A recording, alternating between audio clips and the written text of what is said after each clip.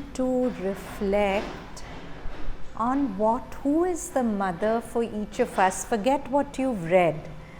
Forget what people have told you what she is.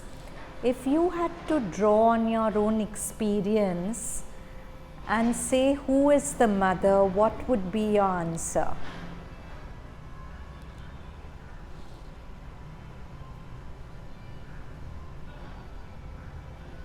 Do we know the mother a little bit? I think since we know her, we can say who she is. It's like if I didn't know who she is. From your experience, who is the mother? She's the one who's taking care of us in the background and the foreground. Helps you through things and everything, but we don't realize. So yeah, actually whatever we say about her, it'll never be complete because we are using finite definitions for an infinite phenomenon. Mother is an infinite and eternal phenomenon. So whatever we say about her is going to be incomplete. But there's something very beautiful M.P. Pandit has written about her in his volume 1 titled The Mother of Love. So he asked, who is the mother, they ask. To which country does she belong? When was she born? What is her religion? Why is she the mother? And so on. One may well ask the blazing sun in the noonday sky who he is, whence he comes, why he shines, and what his name is. When we stand in the presence of her whom we adore as the mother, all such questions die away from our lips. They seem not only irrelevant but even profane. For the mother is eternal. The Veda calls her Aditi. The Upanishad describes her as Uma of the snowy summits who brings light to the gods. The Tantra worships her as the sovereign imperial. We, her children, who are privileged to kiss the hem of her garment, call her simply Mother, as to us no name is adequate to apply to the vast embodiment held in her physical body. Listen to her testament of faith. She herself says, I belong to no nation, no civilization, no society, no race, but to the divine. I give obedience to no master, no ruler, no law, no social convention, but to the divine. Way back in, one of my friends pointed out something which I'd never realized. So he said that in all other ashrams that we visit, you will always find some god at the center, Shiva, Krishna, something.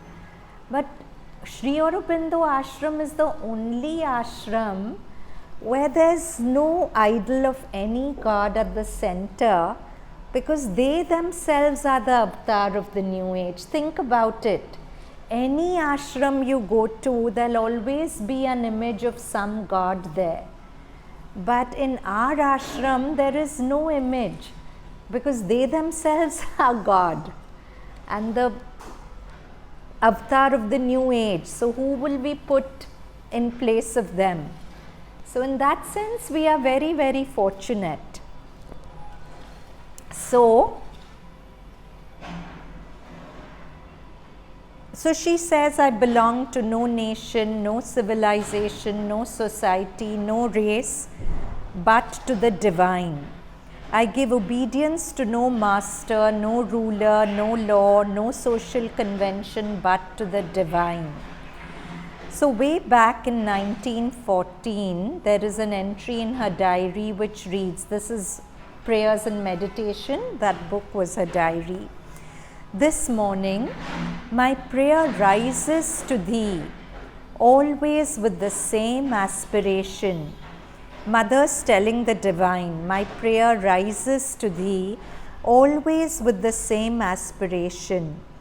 To live Thy love, to radiate Thy love with such potency and effectiveness that all may feel fortified, regenerated and illumined by our contact. So this is her prayer, and this was her life, this was her mission. She was truly a mother of love, because the fundamental action she took was through the agency of love, and that's what her prayer also is. To live Thy love, to radiate Thy love, to live it as a vibration in me, and then to radiate it. And Mother said at one point, I've become extremely contagious. So if you're just in her presence, that vibration of love by contagion catches you. And this contagion we also experience at the Samadhi sometimes, right? Because that Samadhi is also constantly emanating this vibration of love. We may go there quite lackluster, but 2-3 minutes of sitting there, an atmosphere of love just seeps into us. To live Thy love, to radiate Thy love with such potency and effectiveness that all may feel fortified, regenerated. Fortified, the moment I feel loved, I feel secure, I feel fortified, right? The moment I'm not connected to that love, I'm not feeling that love for the mother and feeling it back from her, I feel insecure. So there was a beautiful poem in which the poet was going through some stuff, and he said, he's praying to the mother, that through every moment of whatever I have to go through, give me this much grace, let me love you. Because when I love the mother, I automatically feel loved by her. And that's my fortification, that's my security. So that's her prayer, that all may feel fortified, regenerated and illumined by our contact. To have power to heal life, this is a prayer to the Lord. To relieve suffering, to generate peace and calm confidence, to efface anguish and replace it by the sense of the one true happiness, the happiness that is founded in Thee and never fades. Look at her prayer. If you compare it to our prayer, is Mother praying for one thing for herself. And what is our prayer? Make this work in my life, make me healthy, do this, do that. But what a role model we have. She's not praying anything for herself. Her whole prayer is for humanity. And what a beautiful prayer, to have the power to heal life, to relieve suffering, to generate peace and calm confidence. That's what she wants to do. For each of us, she wants to generate peace and calm confidence, to efface anguish and replace it by the sense of the one true happiness, the happiness that is founded in Thee and never fades. So this is not in the PDF, but I did it in this morning's class. These are beautiful words of the mother, where she says, to replace anguish by the sense of one true happiness, the happiness that is founded in Thee and never fades. So these are her words. She says, as it happens, 2 or 3 days ago, I wrote something in reply to a question, and I said something like this: Sri Aurobindo is the Lord, but only a part of the Lord, not the Lord in His totality, because the Lord is all that is manifested and all that is not manifested. Obviously, no, Sri Aurobindo is a part. Then I added, there is nothing that is not the Lord, nothing.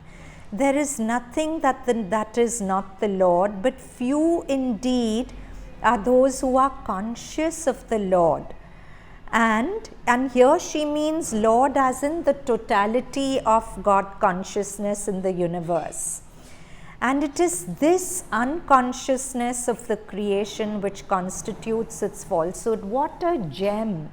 When I read it again and again. What is falsehood? Mother's made it so simple. When we are not conscious of the divine in existence, that is falsehood.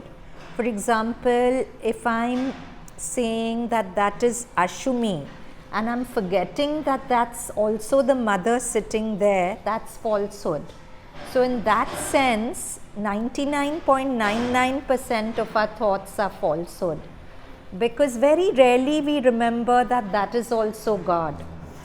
Then mother said, all at once it was so obvious, there it is, there it is. How did falsehood come? But that's it. It's the unconsciousness of the creation that constitutes the falsehood of the creation. And as soon as the creation once more becomes conscious of being the Lord, falsehood will cease.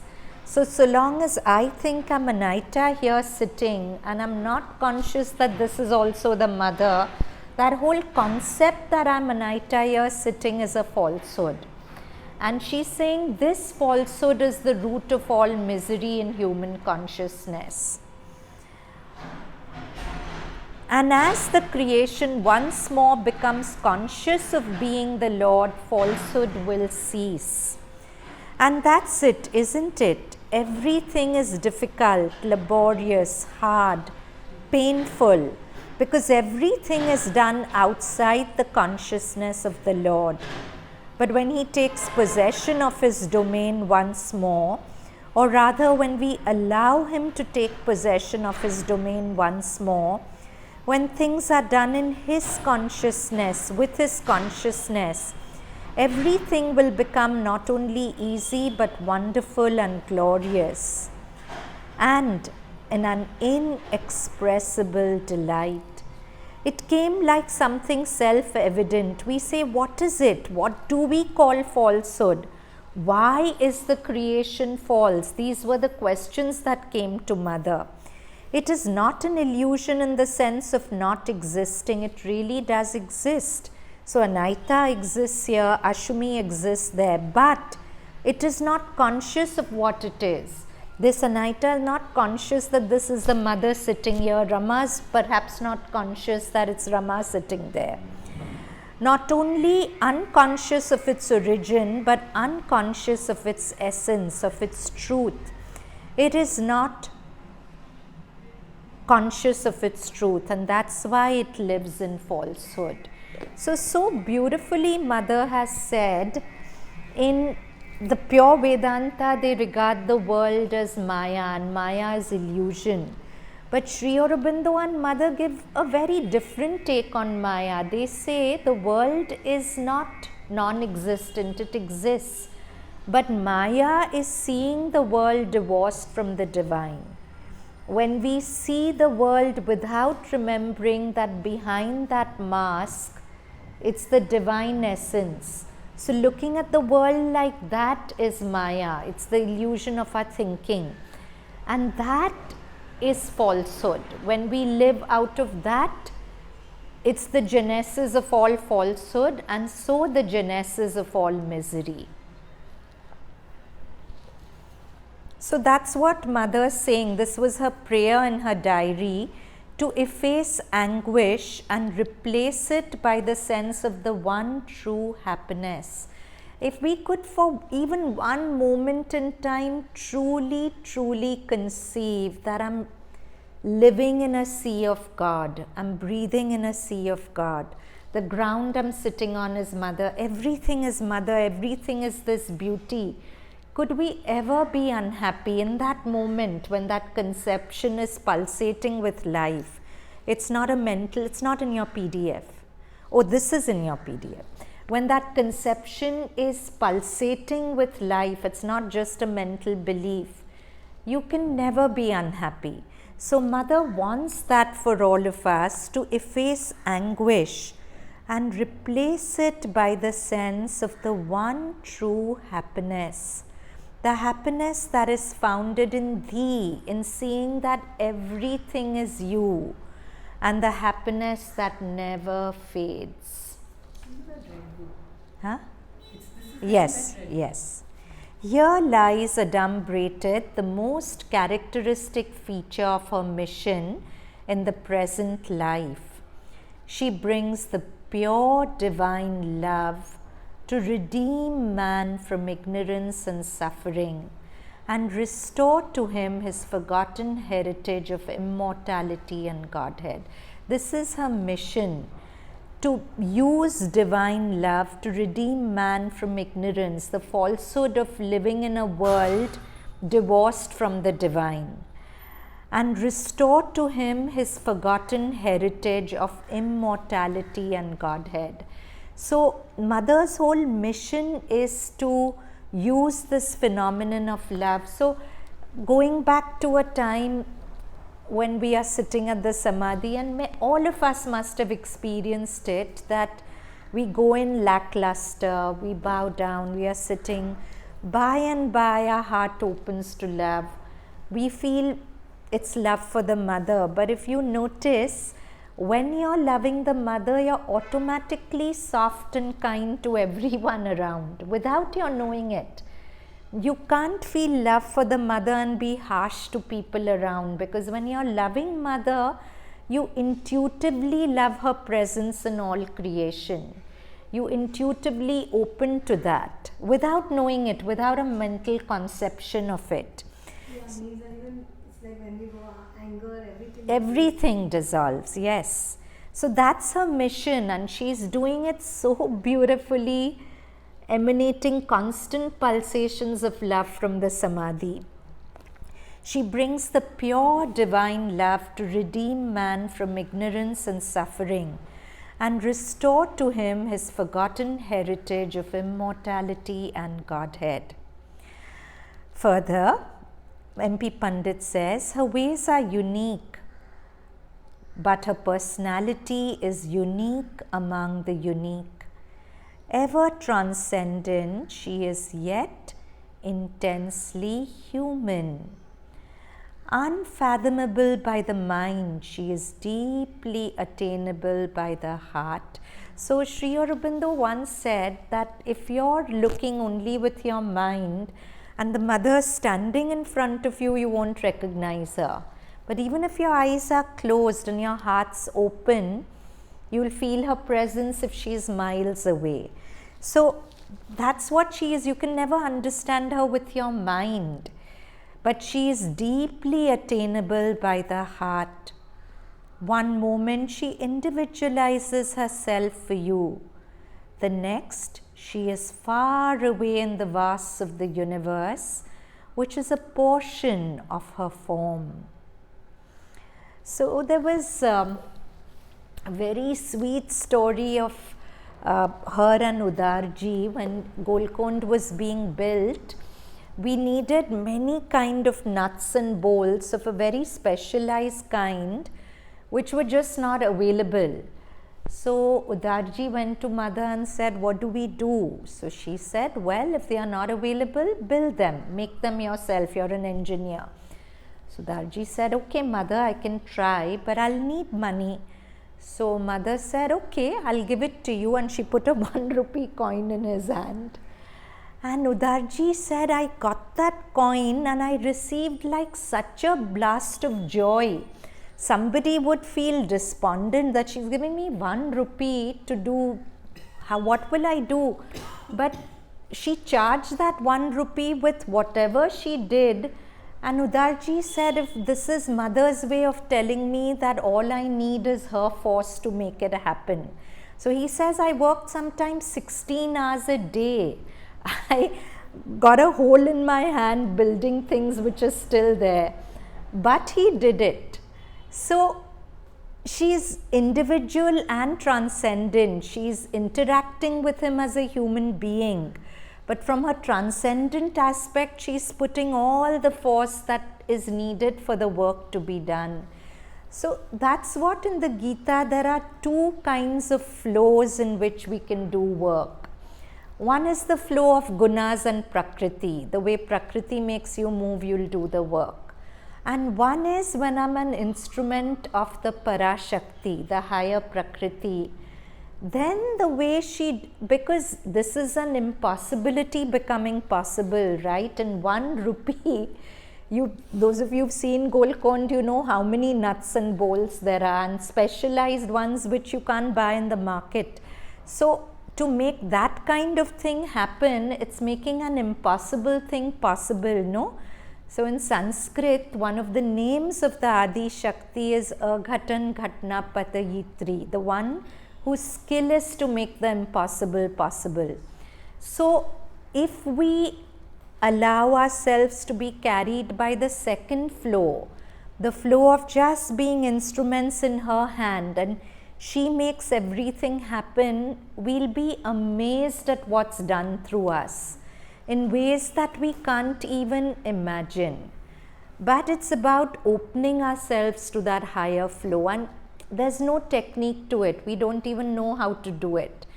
But perhaps if we know how to love the mother and again come back to that love and aspiration, that's all we can do. That bit by bit opens us up to that higher flow which then flows through us. So, one moment she individualizes herself for you, the next she is far away in the vast of the universe, which is a portion of her form. With 1,000 hands, she accomplishes what she has come to work out. So in Mother Goddess idols, there are many hands, no? They carry a truth. Each of her hand, we have 10 hands or whatever number, but actually she has 1,000,000 hands, one hand on each aspect of creation. So with 1,000 hands, she accomplishes what she has come to work out. But she declines to be recorded in the ways of human history.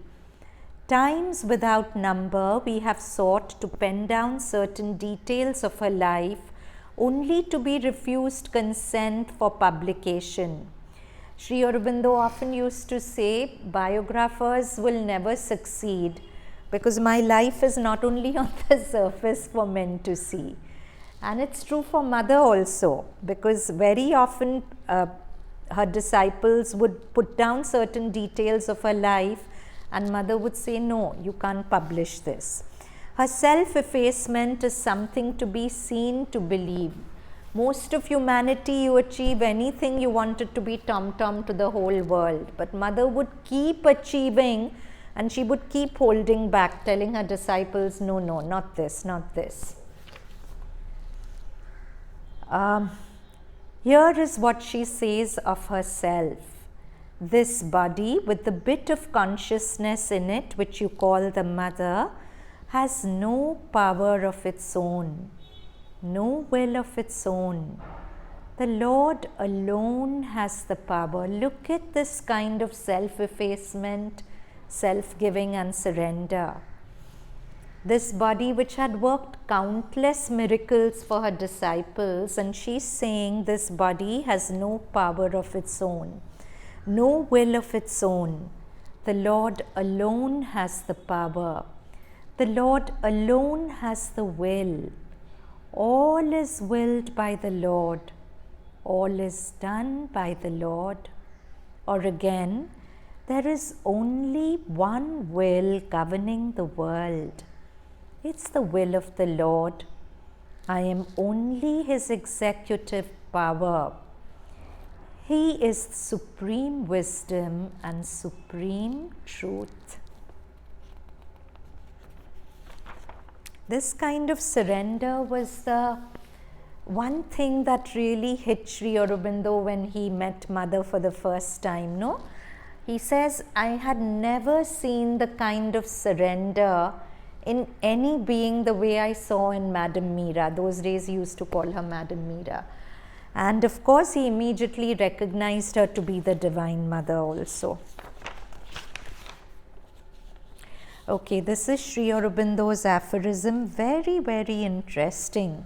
It's aphorism 89. Sri Aurobindo says, the world was built by cruelty that she might love. Now you would think he's contradicting, right? Because we like to think the world is made of love. But Sri Aurobindo is saying this world was built by cruelty that she, that is the world, might love. Wilt thou abolish cruelty? Then love too will perish. Thou canst not abolish cruelty, but thou mayst transfigure it into its opposite, into a fierce love and delightfulness. As an experience, now Mother's commentary, she explains it because obviously this is a baffling aphorism. Mother says, as an experience, this is absolutely certain in the sense that, first of all, when one comes into contact with eternal love, the supreme love, one immediately has, how to put it, a perception, a sensation. It is not an understanding, it is something very concrete. Even the most illumined material consciousness, however much it has been molded and prepared, is incapable of manifesting that. So she's saying when the pulsation of pure, supreme, divine love comes, even the most illumined of earth consciousness is not able to manifest it because the frequency is too different. Pure divine love has too high a frequency. It's like we can hear things which are within our decibel range. If a sound is of a higher frequency, we won't perceive it, right? So divine love is of such a much of a higher frequency that Mother says even the most illumined consciousness can't perceive it or manifest it. The first thing one feels is this kind of incapacity. Then comes an experience, something which manifests a form of, one cannot call it exactly cruelty, because it is not cruelty as we know it, but within the totality of circumstances a vibration appears and with a certain intensity refuses love as it's manifested here. So she's saying a very, very subtle but an important thing. She's saying that whenever divine love comes, because humanity can't bear its touch, it responds to it with a resistance, and that resistance appears to be cruelty. And we've seen this in the past. Before Christ and his bringing of Christianity, which is about loving God, there was Judaism, which was about fearing God. It was all about fear God, do this, do that, do this. And there was a prophecy in Judaism for a Messiah to come, and they kept waiting for that Messiah. They had their own concept that it would be a Messiah who would be a warrior, who would fight the Romans, etc. And when Christ walked in their midst, he did all kinds of miracles to prove he's a Messiah. But what was the response of the high priests of Judaism? They called him a sorcerer. They called him evil. I mean, truth was they saw him doing the miracles, but they called it sorcery. They couldn't accept that it was an act of divine love. And finally, they crucified him. But further, Mother says that because there's this response of cruelty, it's like it's the catalyst that brings down divine love even more strongly. So because Christ was crucified, it birthed Christianity, the religion of love. In those days, people started turning away from fearing God to starting to love God. So, Mother's words. Then comes an experience, something which manifests a form of, one cannot call it cruelty, because it is not cruelty as we know it, but within the totality of circumstances, a vibration appears. and with a certain intensity refuses love as it's manifested here. It is precisely this, something in the material world, which refuses the manifestation of love as it exists at the present. I'm not talking of the ordinary world. I'm speaking of the present consciousness at its highest. She's saying even the most elite of humanity, they aren't able to bear the touch of pure love. It is an experience. I'm speaking of something that has happened. So the part of the consciousness which has been struck by this opposition makes a direct appeal to the origin of love. So she's talking about herself. What gets struck by this opposition is the divine. So the divine makes a direct appeal to the origin of love with an intensity which it would not have without the experience of this refusal. Limits are broken and a flood pours down which could not have manifested before, and something is expressed which was not expressed before. So she is explaining Sri Aurobindo's aphorism that will thou abolish cruelty, then the way the world is currently, love too will perish. So I remember a person shared this experience with me. He'd gone to Pondicherry and he got to visit Sri Aurobindo's room. And he said there was such a power in that room that my whole body was shaking without me doing anything. He's saying I wasn't praying, meditating, nothing. But there was just a descent of force which was shaking my body all the time I was there. And he was a person from a metropolitan city. He enjoyed his drinks. And all the while he was in Pondi, he didn't touch alcohol. But he's saying that morning he went to Sri Aurobindo's room. I don't know what came over me. I had to have that drink. It's like when that force descends, there's a resistance which we can't even understand, but there's a resistance which brings out, no, I don't. And then he felt very bad. What a horrible human being I am. Gurudev is pouring so much into me, and what am I doing with him? But it's not only his case.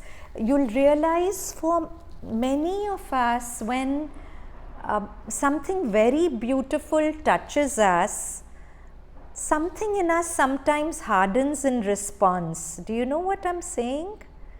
Like if somebody pours a lot of love in us, sometimes we feel, oh, now don't overdo it. Or we feel like it's artificial, or somehow we turn away from it. We do things to push that love away. I mean, this is not exactly what Mother is saying, but this is on a small scale. That sometimes, like Christ says to love people who hate us, to love them. But Mother's telling us, first learn to love those who love you. You don't even do a good job of that. Forget loving people who hate you, but respond to love with love first of all, because many times we are not able to do that.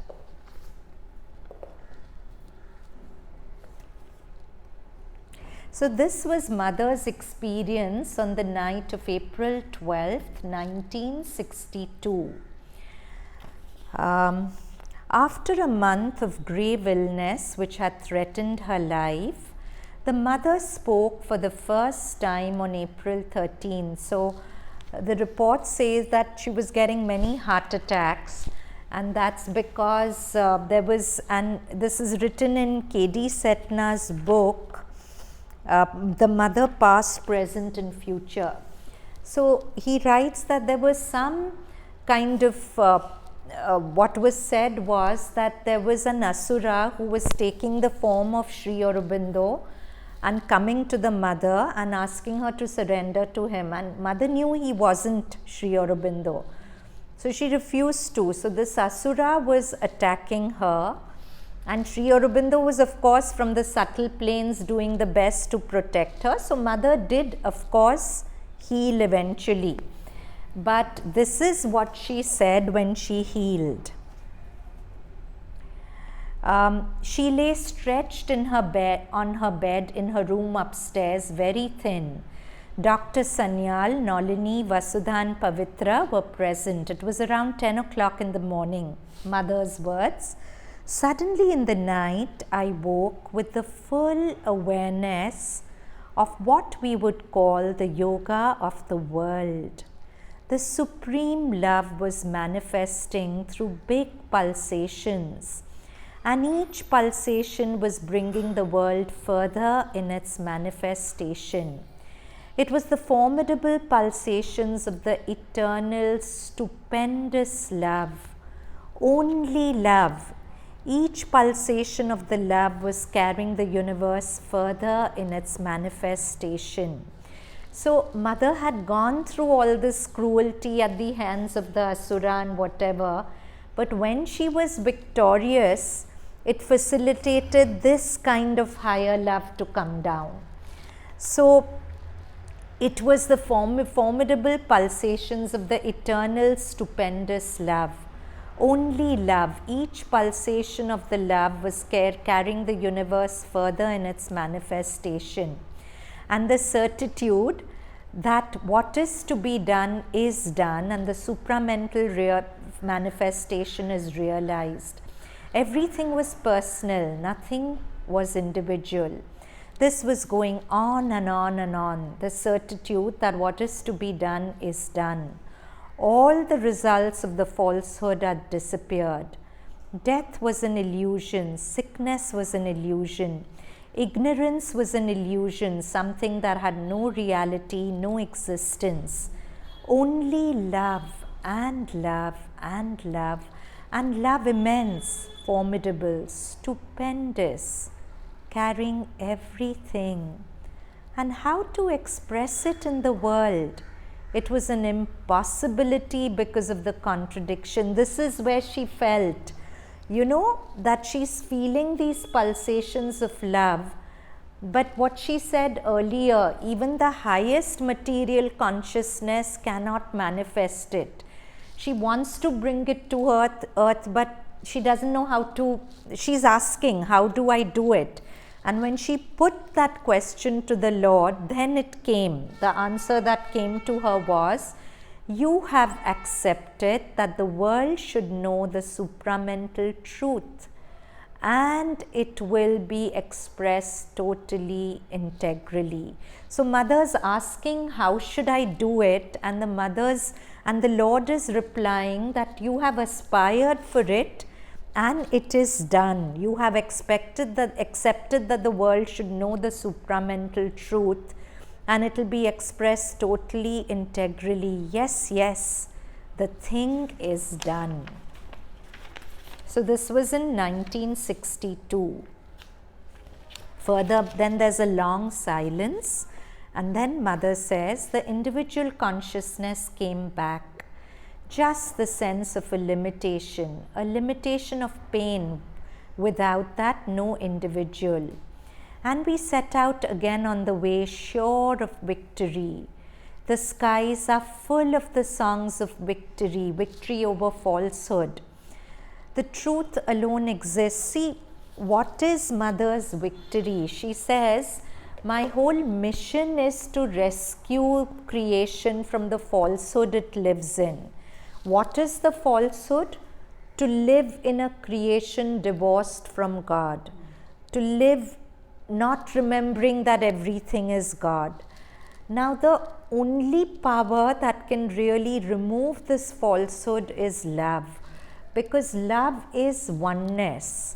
Love is beautifully defined in Savitri by Sri Aurobindo, a yearning of the one for the one.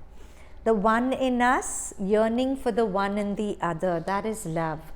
So when we feel love, we automatically feel oneness. When we feel oneness, we feel one with the divine everywhere. So this supramental love has this power of oneness, and Mother says it did come down and manifested in 1962. So that's why she says the skies are full of victory. The truth alone exists, it alone shall be manifested. Forward, glory to thee, Lord, supreme triumpher. Silence. Now to the work.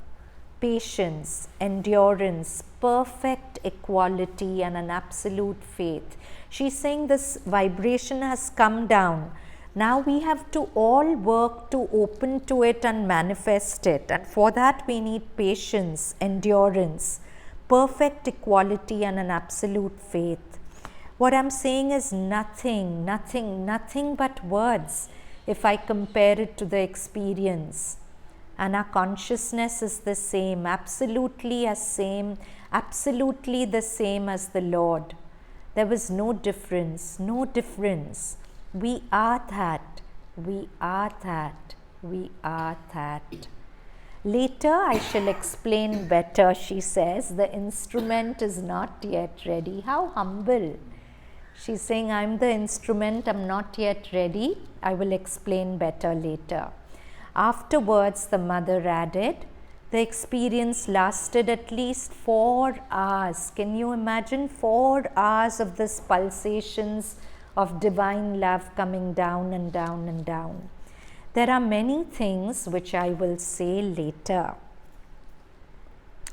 So, in that little book, The Mother, which Sri Aurobindo has written, this is a passage from there where he says that the 4 aspects of the Divine Mother which we know about, that is Mahakali, Mahalakshmi, Mahasaraswati, Maheshwari, but there are many other aspects of the Mother in the supramental plane which are waiting to come down when earth is ready.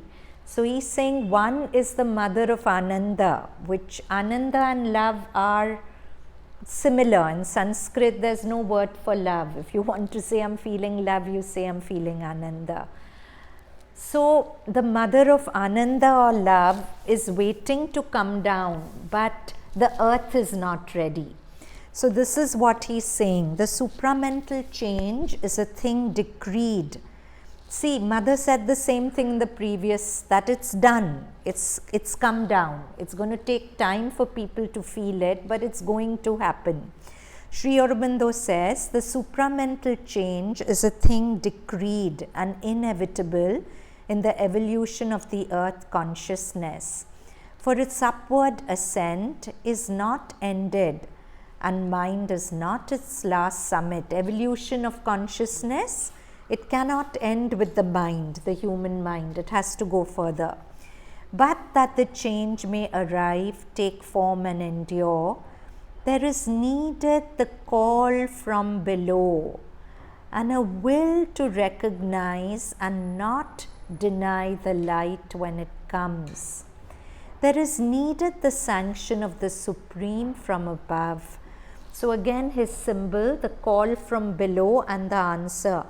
But actually Sri Aurobindo says first there's a descent of the supramental force into matter, and that awakens an aspiration in matter. And when that aspiration awakens, the force acts more. So two things are needed, a call from below and a will to recognize and not deny the light when it comes. There is needed the sanction of the Supreme from above. The power that mediates between the sanction and the call is the presence and power of the Divine Mother. So again in Savitri, she's called the Golden Bridge, the bridge that connects us to the higher light. The power that mediates between the sanction and the call is the presence and power of the Divine Mother. The Mother's power, and not any human endeavor and tapasya, can alone rend the lid and tear the covering and shape the vessel and bring down into this world of obscurity and falsehood and death and suffering truth and light and life divine and the immortal's Ananda. So beautiful, this sentence, the mother's power and not any human endeavor can bring down this light. And so somewhere else in Savitri there's a beautiful line, her inward help unbarred a gate in heaven. The heaven is a state of consciousness, a consciousness of bliss and joy, and her inward help opens that gate for us, makes heaven available to us. So again, this is from Savitri, page 314. She is the golden bridge. Mother is the golden bridge that connects us to the divine source, the wonderful fire. The luminous heart of the unknown is she. Everything in life is unknown, and that frightens us. But there's that one known in every unknown. That's the mother's presence. The luminous heart of the unknown is she. So whatever we are scared of, we don't know what will happen, how that will pan out. We know that in every way the future pans out, mother's presence is going to be there. And that can bring us so much strength and solace, isn't it? This is again a beautiful line to learn up. Whenever we are scared of how the future will pan out because it's unknown, just repeat in your heart, the luminous heart of the unknown is she. The shining heart, luminous is shining, the shining heart of the unknown is she. A power of silence in the depths of God. She is the force, the inevitable word. So she's the word which is more powerful than anything else. So today I put up a little passage on our WhatsApp group where the mother said that if you don't know what to do, just repeat the word Ma. Repeating the name of the divine itself is the highest meditation. And she's saying when you can't connect with me even mechanically, just say Ma, Ma, Ma. If you mechanically also say it, I'll find a way to enter you and make it not mechanical. So she's really given us every tool and we just have to use it. She is the force, the inevitable word, the magnet of our difficult ascent. Just the way a magnet pulls up iron filings, she's the magnet that makes us rise. The sun from which we kindle all our suns. The psychic being is the sun inside us. So she is that source sun which kindles the little suns which are the psychic beings inside us. The sun from which we kindle all our suns. The light that leans from unrealized vasts. So there are vasts I want to realize, but they are out of my reach. But because I can't reach it, Mother is the light that leans down from the vast to reach me. I can't reach her, so she leans down to reach me. The light that leans from unrealized vasts. The joy that beckons from the impossible. What looks impossible, she's the joy that, like when she put that 1 rupee coin in Udarji's hand, this line was true, right? She was the joy that beckoned from the impossible. It was an impossibility, but instead of feeling overwhelmed, he just felt joy that she's given him this 1 rupee and she's put her force in it and he's going to do it. The joy that beckons from the impossible. The might of all that never yet came down. All nature dumbly calls to her alone. Without knowing it, everything in creation is calling to her to heal with her feet the aching throb of life. And Mother says, no, wherever her feet have walked, she has awakened an aspiration in the earth. Wherever she has put her feet in Pondicherry or wherever else, she has awakened an aspiration in the earth. So And sometimes you wonder how beautifully flowers bloom in Pondi, no? Quite unusual. And I suppose they are still feeling the touch of her feet.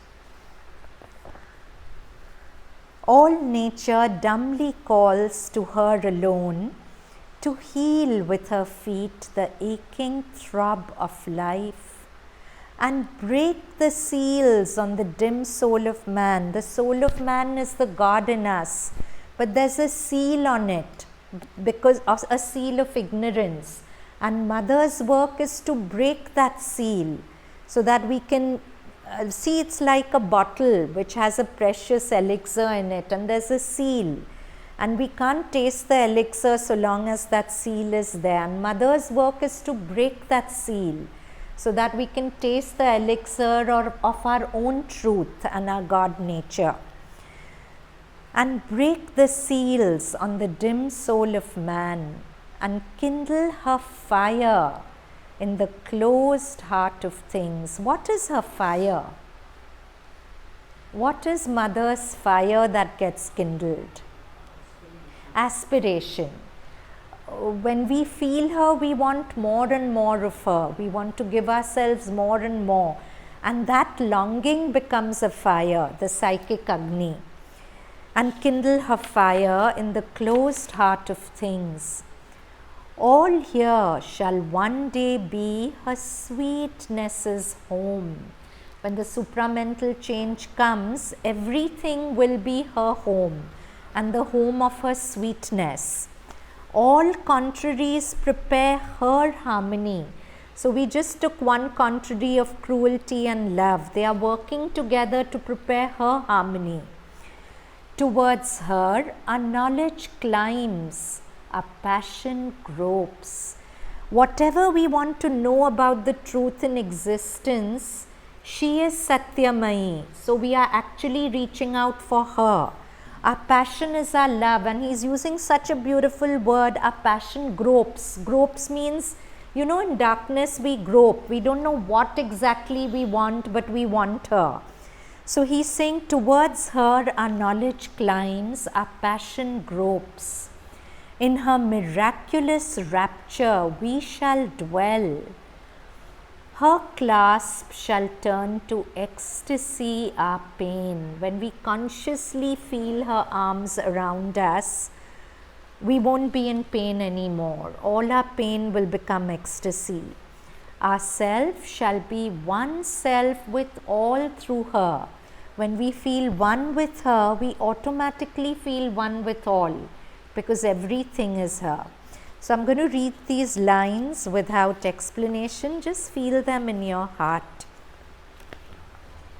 She is the golden bridge, the wonderful fire, the luminous heart of the unknown is she, a power of silence in the depths of God. She is the force, the inevitable word, the magnet of our difficult ascent, the sun from which we kindle all our suns, the light that leans from the unrealized vast, the joy that beckons from the impossible, the might of all that never yet came down. All nature dumbly calls to her alone to heal with her feet the aching throb of life and break the seals on the dim soul of man and kindle her fire in the closed heart of things. All here shall be one day her sweetness's home. All contraries prepare her harmony. Towards her our knowledge climbs, our passion gropes. In her miraculous rapture we shall dwell. Her clasp shall turn to ecstasy our pain. Our self shall be one self with all through her. Now, these words on love, on independence. I remember I heard from a wise old man a beautiful reply. When someone told him, I want to be independent, I'm an independent being. I exist only when I'm independent, he answered with a smile. That means you will not be loved by anyone. For if someone loved you, you immediately become dependent on this love.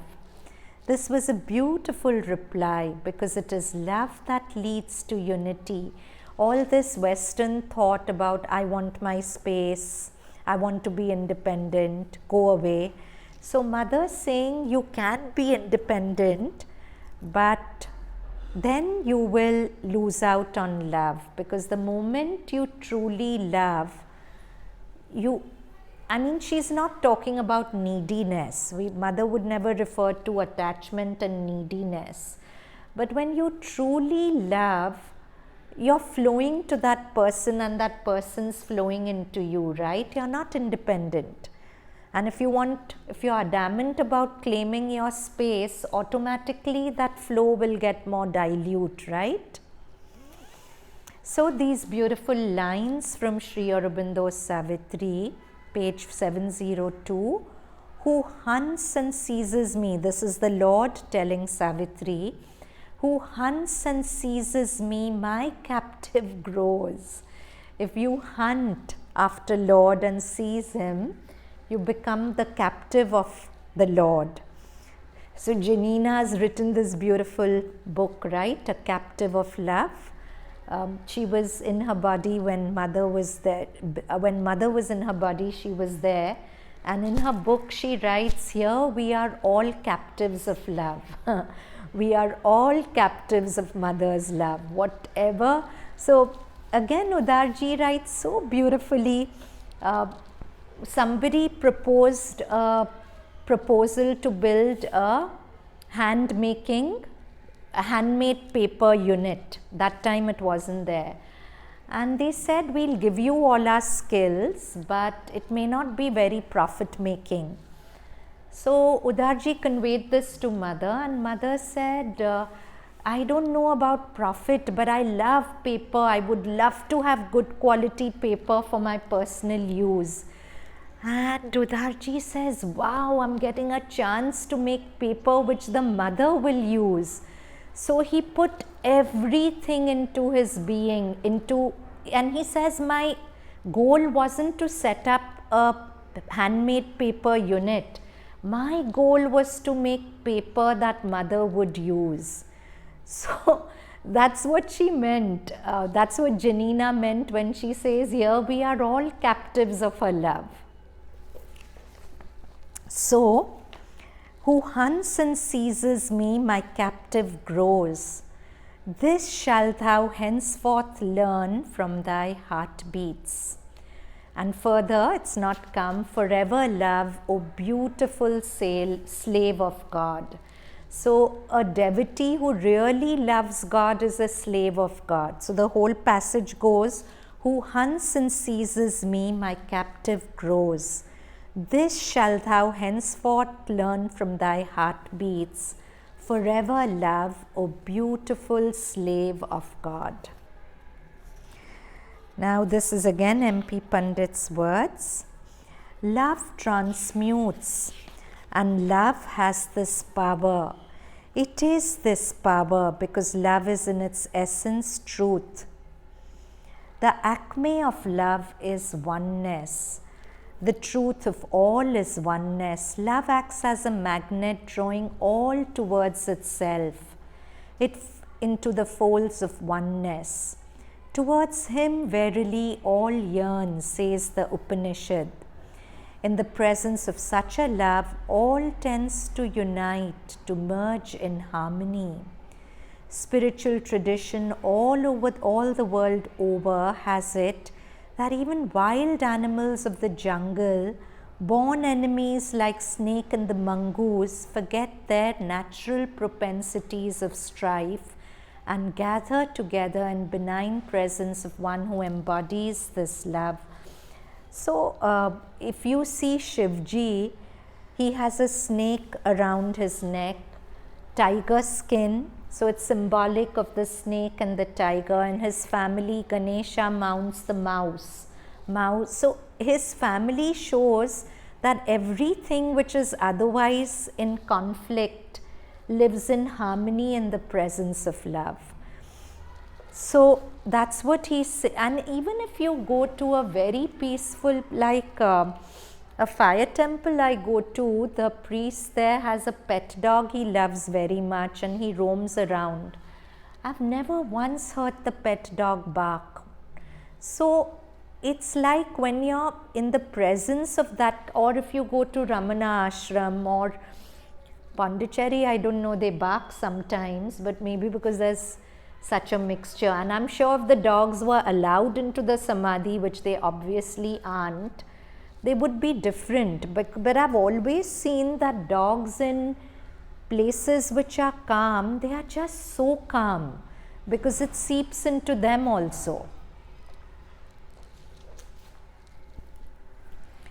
So, but that is not all. Love is not merely power, it is delight, ananda. Therefore, it is cherished and sought for by all beings. To love is a movement of joy. To be loved is another wave of joy. Love and ananda are inseparable. I had wondered, MP Pandit saying again and again, whether love was the cause of ananda or ananda was the cause of love. For many times I had experienced that when there was an ebullition of ananda within, there was felt a causeless love for all. When we feel joy, we feel a causeless love for all.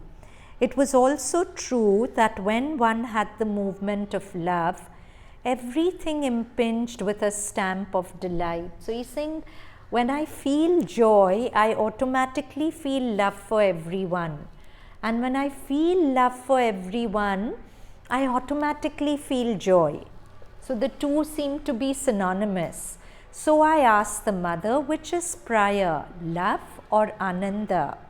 It depends, she replied, on whether one is used to offer, to give oneself to the divine, or used to receive things from the divine.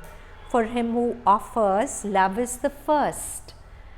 For it is out of love that he offers, and in the act of offering, his being melts into ananda. For him who seeks and receives from the divine reveals itself first as ananda. Love gathers as a result. Such a beautiful answer. She's saying that if you approach the divine with a feeling of self-giving, then you start with love, and as that love becomes concrete, you start experiencing ananda or joy. But if you're somebody who, instead of giving yourself first to the divine, opens with an aspiration to receive from the divine, then you receive ananda first, and that ananda translates into love for all existence inside you. But both love and ananda are the same divine. Another passage, MP Pandit says of the mother, she is ever hopeful, and her look draws out the best from those who come to her. I never look at mistakes and faults, she says. I only look at the soul, the psychic being, for it comes to the surface to take the whole lead. She says, whatever faults of the mental, vital, I don't look at them. I only look at the soul. And she helps in her own way for the emergence of the soul. The individual may or may not be aware of it, but her assistance is incessant, continuous. The true help I'm giving is the one I give silently, present or not present. And that work is most effective even when people do not feel it or acknowledge it. Again, there's that beautiful line in Savitri, unmarked, unfelt, unseen, it sees in him and acts. We don't mark the working of this presence, we don't see it, but it is constantly seeing in us what needs to be done, and it acts. So she's saying whether people acknowledge it, feel it or not, I'm always doing it. Her help is not audible. She has always held that silence is more effective than speech. But lest it may be mistaken for indifference, she says in her touching solicitude, do not take my silence for lack of interest or of love. It is in silence that my action is most powerful.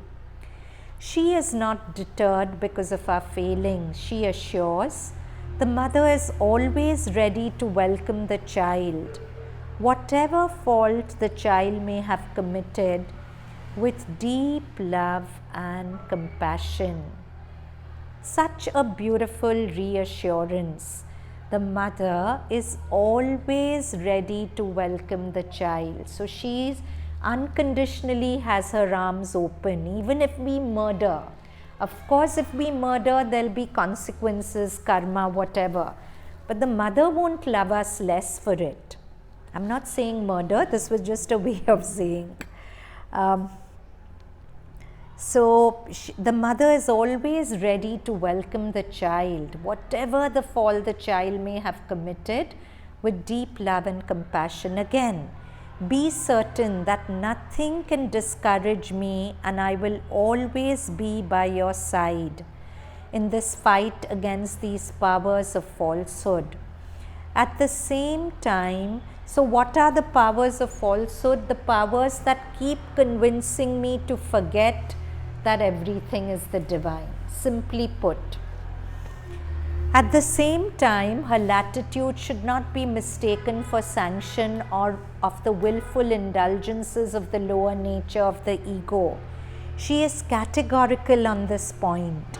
She supports what helps the progress of the soul, not what glorifies the ego. So beautiful.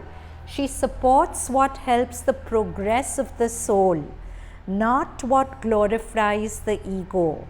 She warns, and this is a gem, for me who can see and know, who am aware of the truth of things, if I did what your ego wants me to do, I would be a traitor to your soul. So beautiful. So my ego wants success all the time. My ego wants flattery, praise. But she says, if you pray for me to these, and in giving you this, I'm pushing back the goal of your soul, I won't give it to you. Because my first faithfulness is to your truth, to your soul, not to your ego. I can betray your ego, but I can never betray your soul. Very beautifully she's saying, if I did what your ego wants me to do, I'd be a traitor to your soul. So sometimes when our prayers are being rejected, we should not think Mother doesn't love us. She's being faithful to our soul. She can't be faithful to our egoistic claims, because then all of us will become asuras, an expanded ego. If the ego keeps being fed, what is an asura? An asura is a huge ego. So Mother's work is to destroy the ego and to bring the self forward. So sometimes she has to not grant us our prayers also to fulfill this. So the Lord alone is the truth. Every one of us human beings, beautiful words of the Mother are so simple and so beautiful. The Lord alone is the truth. Every one of us human beings is a coat of falsehood put upon the Lord, hiding Him. So beautiful. Every one of us human beings is a coat of falsehood put on the Lord and hiding Him. He alone is true. He is the truth. We should somewhere put this up and read this every day, several times a day. I'm saying it again, absorb it. The Lord alone is the truth. Every one of us human beings is a coat of falsehood put on the Lord and hiding Him. He alone is true. He is the truth. It is on Him that we must concentrate and not on the coats of falsehood. Each of us is the Lord wearing a coat of falsehood. Unfortunately, in our ignorance, we concentrate on the coat of falsehood. But Mother is saying, concentrate on the Lord inside the coat of falsehood, in yourself, in all beings, and constantly remind yourself that everyone and everything is God. That whenever I'm mean or nasty to someone, I'm actually being nasty to God. If that's your thought, how differently you'll live, isn't it? So that's why she's called the Mother of Love, because her whole work was to awaken creation to love and oneness. So let's end with 3 Ohms.